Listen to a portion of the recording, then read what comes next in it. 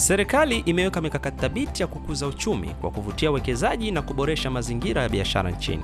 Serikali imeendelea na ujenzi wa reli ya kisasa kutoka Dar es Salaam hadi Mwanza yenye urefu wa takriban kilomita 1219, mradi unaokadiriwa kugharimu shilingi trilioni 14.7. Kukamilika kwa mradi huu kutaifanya kuwa reli ndefu zaidi barani Afrika.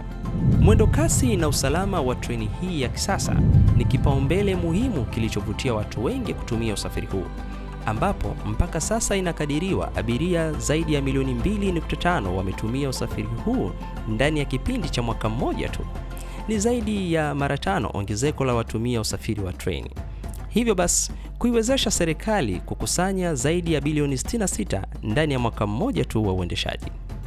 Vile katika kuhakikisha upatikanaji wa umeme wa uhakika, serikali imefanya hima kukamilisha mradi wa kufua umeme wa maji wa Julius Nyerere unaolenga kuzalisha megawati 2115 za umeme katika mto Rufiji.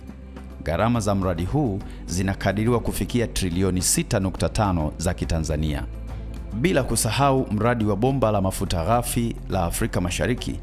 Ni bomba lenye urefu wa kilomita zisizopungua 1443 kutoka Hoima nchini Uganda hadi bandari ya Tanga nchini Tanzania.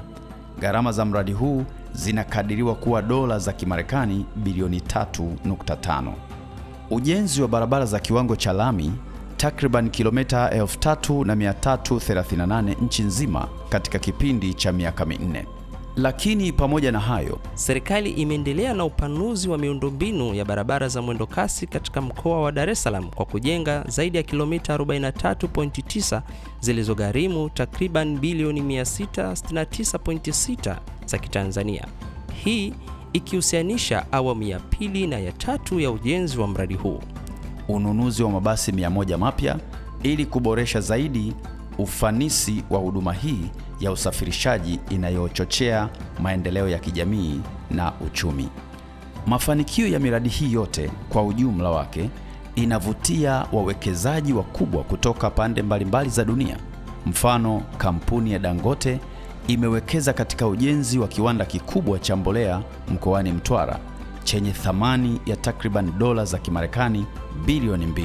Hivyo basi, ukuaji wa uchumi, biashara na uwekezaji umechochea sana ukuaji wa pato la taifa, ambapo shirika la fedha la kimataifa IMF lilikadiria ukuaji wa 5.1% kwa mwaka 2023 na matarajio ya kufikia 5.4% kwa mwaka 2024.